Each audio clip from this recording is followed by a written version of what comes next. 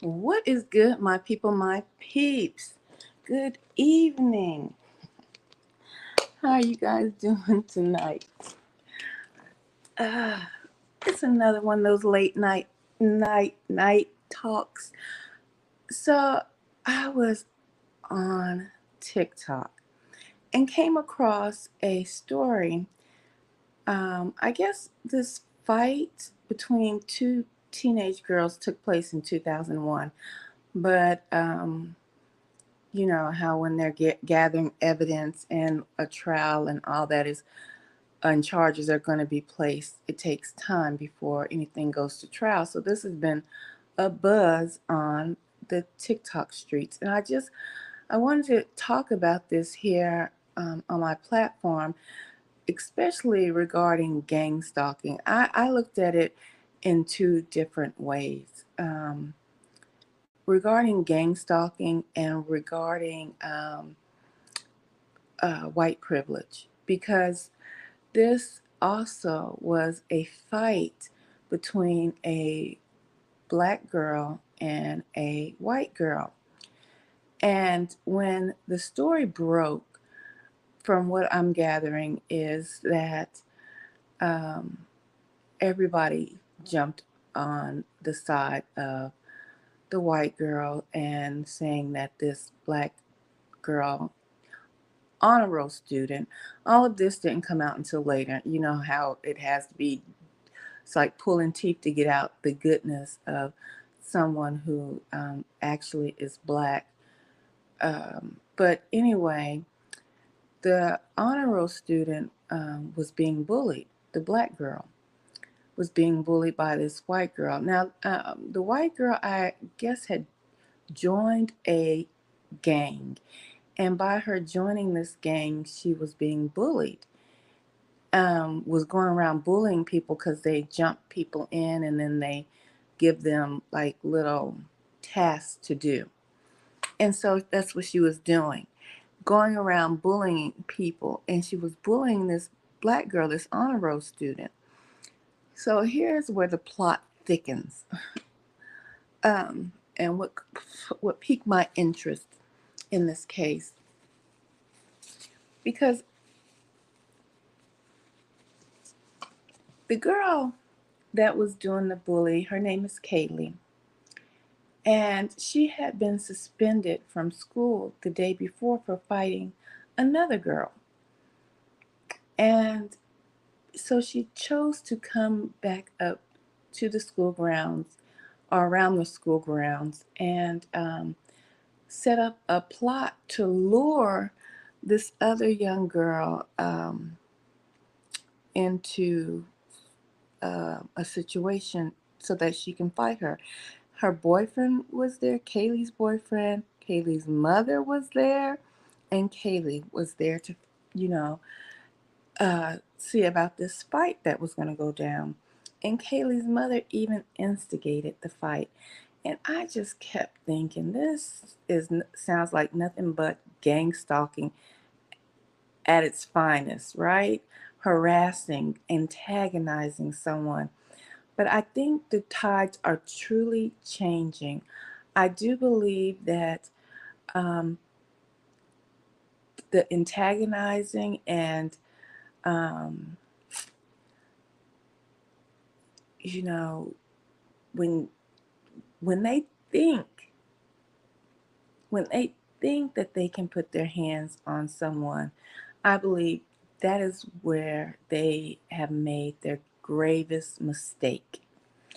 And that is what Kaylee did that day. She made a grave mistake by putting her hands on, I can't pronounce her name. I want to say Marinus is it's but I'm going to let you hear this playback in a few minutes. Um, and so Kaylee was beat severely. And that's where in my title I said, when someone snaps, right? When someone snaps, we as targeted individuals, we know that we get antagonized, followed.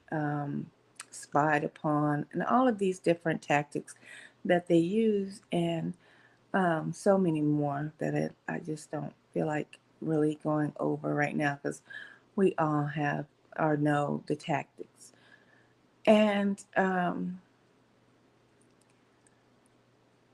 I truly believe they use these tactics on us for us to snap and hurt ourselves, because we do know that some targeted individuals have taken their own lives, right?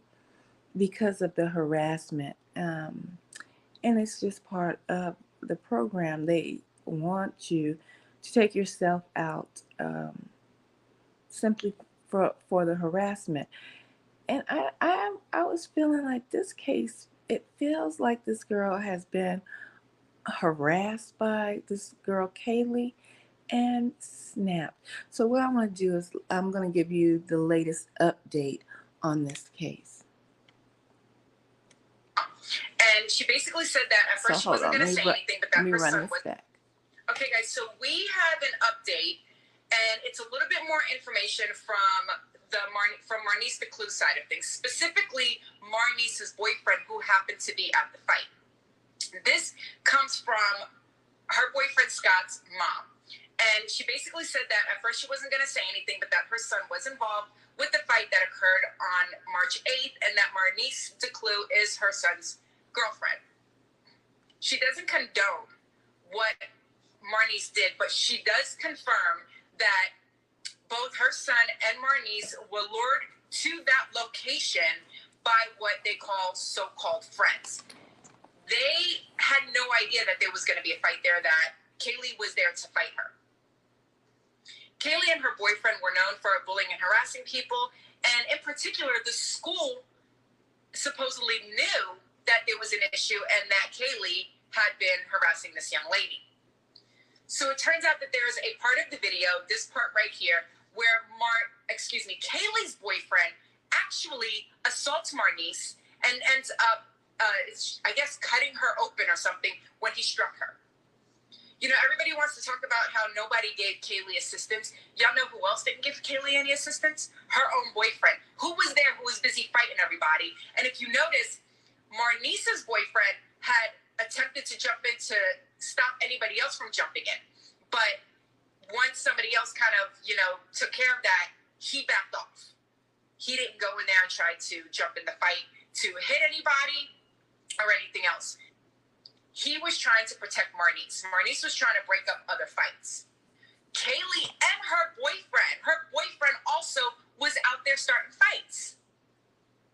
This is another post from last week where she says that, everybody keeps claiming that that Maurice was the aggressor, but she wasn't. She was being bullied by Kaylee and her boyfriend for a while now. They intended to hurt Maurice and Maurice's boyfriend. They were lured into a fight on Claudine without any knowledge about a fight. I know people have seen the video, but people seen the video where Kaylee threw the first lick. Yes, we have. And that's something that we've been saying for the longest time, is that Kaylee did start this fight. Let's see. She says, when it was Kaylee and Maurice fighting, her boyfriend jumped in, hit her in the face, which busted her stuff open. So that's basically confirms what I was just telling you guys. So I'll put these also at the end. You guys can pause to read. But again, this is just confirmation that Kaylee and her boyfriend were apparently terrorizing and bullying people, and the school knew about it. They'd known about it, apparently even just the day before. Maurice did not want to be there. Her friends lured her over to that site. Again, so-called friends. And this whole situation ended up occurring. This 100% changes a lot of stuff, especially in her charges. So I'm also going to post her family's information for Venmo or CashApp or whatever, for anybody who wants to support Maurice and her family when it comes to any type of... So I'm going to pause right there. So this young girl named Maurice, she is the black girl who had been being harassed and bullied by Kaylee and her boyfriend for a long time. Okay? And that's why I was saying that I felt in part that this felt like she was targeted, right? But they tried to twist this on Marnice simply because the color. But then they tried to say, "Oh, it wasn't her color." But I didn't know it was this much of a firestorm. I just happened to come across this story. Um, but they wanted to charge Marnice with life because when Kaylee was suspended from school, like I said earlier, but chose to go back up to school or up to around that area and lure Marnice to a particular spot where then Kaylee and her boyfriend and Kaylee's mother there antagonizing the fight um, started fighting Marnice, the black girl, the honor roll student who has been harassed by Kaylee. Um, and so then if you go and look into the story, it's a divide again because it's black against white. I see gang stalking here. But the thing is, I feel that the system is done. Do you hear me? The system is done. The reason why white people are so upset is because Marnice snapped. Marnice whooped Kaylee's ASS and then proceeded to smash her head to the ground or into the ground when she was down. Now, this is something I want to talk about when it comes to snapping. You see, that's why I don't play with people jokingly when it comes to fighting or or anything like that. Because people think that it takes a lot for somebody to snap. And people, when I was reading these comments, well, the girl was already on the ground. Why did she keep fighting? Why didn't she stop? These comments were coming from the Edomites. Okay. Um, and it brought me back to a mindset when I was in high school, and I got into a fight, and people, I tell you, and I believe this is with targeted individuals. Um, Either you have had fights, or been in fights all your life, or been tried, right? As a targeted individual, if you look back over your lifespan, and that truly has been my situation. Not that I wanted to be a fighter. It was something that I had to become, okay, throughout school. And so when I hear this story about Marnice and Kaylee and how these people are telling her or saying, writing in these comment sections, how she should have stopped when she beat the girl to the ground after being bullied for we don't even know how long, Kaylee and her boyfriend had been harassing um, Marnice. Okay? So it brought me back to a time when we had came from Germany and I was in high school. I had just got to high school, but my brother was there a couple of years prior to me getting to high school. He was well known. I wasn't. I've told you guys that before. And I recall um, being on a bus, and it was a track star. Oh, a female. It was a female. And I don't know. Well, I kind of know, but I don't know what in particular pissed this girl off that day, right? Because I never talked to this girl, never spoke to her or anything. And I was sitting at the back of the bus with my friend, and she just kept turning around and just giving me, I mean, directly, just the evilest look and stare on her face.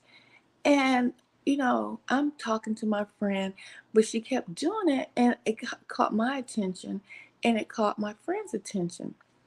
And then we looking at each other confused, like, what's wrong with this girl? You know, first of all, she's an upperclassman, right? And so she kept doing it. And then she said something like, "What are you looking at?" when she was looking at me, right? And it was just something to start an argument. And I was like, "What?" And replied back to her. And she stood up and it was on. And I remember my girlfriend say, and I was a freshman and she was an upperclassman. And I remember my friend saying, "Take your earrings off. Um, Nicole, take your earrings off," because she wanted to fight on the bus. Now, mind you, she's an upperclassman, very popular, and a track star, all of this. And I'm like so confused. I'm talking about snapping, okay, guys? When people's adrenaline gets going, you can't tell somebody unless you don't want to fight, you don't need to start nothing, won't be nothing. Do you understand what I'm saying? When I started taking off my earrings and putting in my purse, and everybody's like, "No, just wait until we get off the bus." First of all, I don't know in my mind why this girl is on 10 ready to fight me. All I remember was walking. She got off the bus first because I was sitting in the back of the bus. She got off first. You know how kids do. They get off the bus. It's the crowd. They're just hyped up. Kids are just going wild. So I remember getting off the bus, and and I remember it felt like slow motion, right? Like when the movie slows down. I remember stepping off the bus, and the next thing I knew, I had the girl's hair wrapped around my hand, and I was slamming her head into the bus over and over and over again until my friend said, "Stop, stop, Nicole." Well, they call me Nikki then. "Stop, Nikki, stop." So when I hear, and I was reading these comments about, "Oh, she should have stopped. She shouldn't have kicked her head," or I relate exactly to what was going on in the mindset of this girl, because when I got into that fight, all I remember was fighting, and it was just like whoop, snap. It was on because people don't know what you've gone through, where you're at in life, and these people that sign up for the stupid role of a perp, gang stalker, bot, they don't know who they're messing with, right? And just like that girl on the bus that day, when she was Billy Bad ass that day, and everybody just thought that I was about to get drove, right? And when I hear that this girl is being charged, they want to charge her with first degree, like attempted murder, because the girl did not die. But she did wind up in a coma. It just made me flash back to that incident when I got into a fight, and I literally was just kept hitting this girl's hair. I didn't even realize I had the girl's hair in my hand, and was just slamming her head against the school bus. Now, what's ironic, and I know you as targeted individuals, chosen ones, have had odd situations happen in your life. But what was ironic, when I think back to that fight, is the school bus never moved. The the driver on the school bus never came off the school bus to stop the fight, right? Um, and the only person I remember saying anything was my friend, because you know why? Everybody else was quiet. When I first, like I told you, got off the bus, it was kids. Oh yeah, it's fight. Oh, it's gonna be on yada yada yada yada yada yada. Just mayhem. The only way I stopped slamming that girl's head against that bus was when I heard my friend say, "Stop, Nikki, stop." And that was the only voice I heard. And I looked around and everybody's face looked bewildered. And then I let her go. I tell you, people are messing with the wrong people when they think they're messing with a weak person. And then when the tides turn and they wind up in a coma in the hospital because they messed with the wrong person, thinking they had the backup, because she had her boyfriend there, Kaylee, she had her mama there, and then she thought she was big stuff. And she got her head beat in and wound up in a coma, fighting for her life. Let me tell you something. The veil is lifting, and I keep saying this, and the doggone cycle is turning. And it's not in their favor anymore.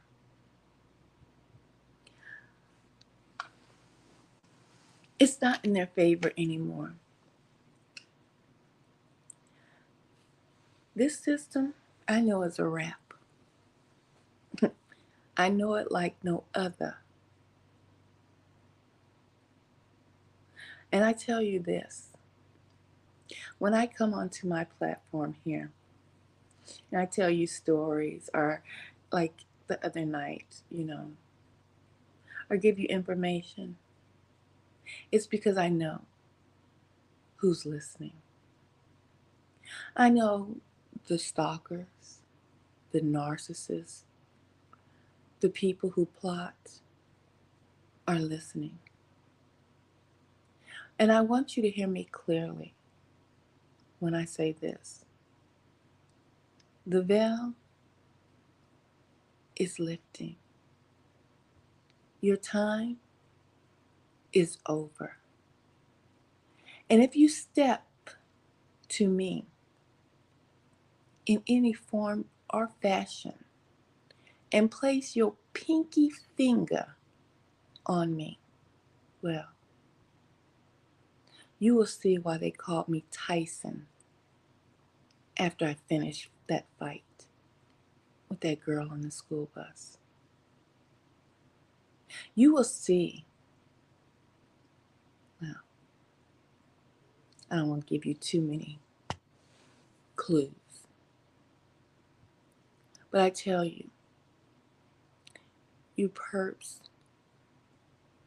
you gang stalkers, you signed up for the dummy squad. Your protection is no longer. And when you finally feel froggy to jump, do so. Because I tell you, I am not built like these new millennials. I am definitely from the old school.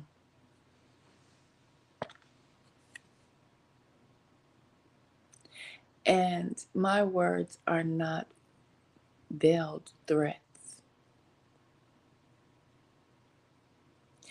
I cannot even understand some of the people here in this realm at this day and time, because even as a parent,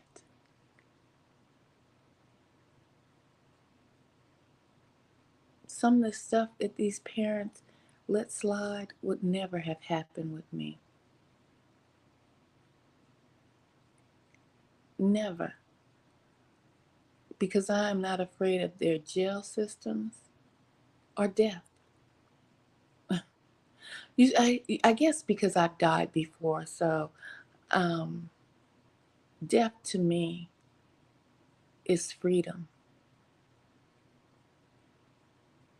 Death to me is a release of a prison that you don't even realize that you're in. The only people that are scared of death are the ones who have been doing the most. The ones that have been doing their dastardly deeds and are afraid to see what awaits them on the other side.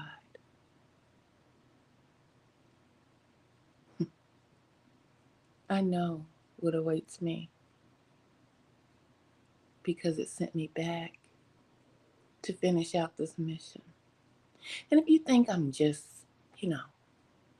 bumping off at the gums, you perps, why don't you just go and dig up my medical records? Yeah.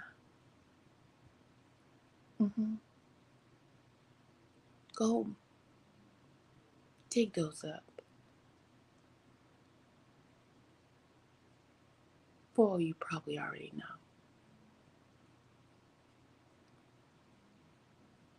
Right? So when the Most High brought me back, I wasn't finished here. But I'm telling you, your time is up, and I don't suggest, well, do what you want to do. But you might find yourself, like Kaylee, fighting for your life in a coma. A lot of people who thought they had the upper hand here in this realm are going to soon see that their blessing is no longer valid. It has expired. And that dark veil that had a lot of, the so-called blacks under a curse is reversing.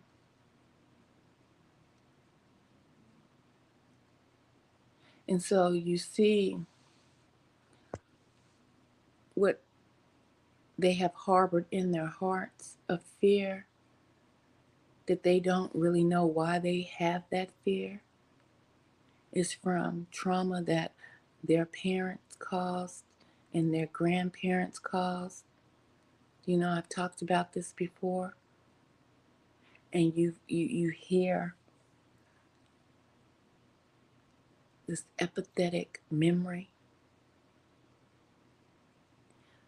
but besides this big word that scientists have said to explain memory, that is trapped in your body, in your soul, from your parents and your forefathers. Well, it was said in the Bible, you are going to have to pay for sins of your forefathers. So when you hear people say, well, I wasn't there and I didn't do that, I wasn't there and I didn't do that, but I had to go through these oppressive states.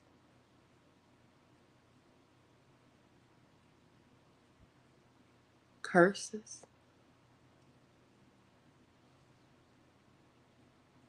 But in reality, the genes that you carry a timeline.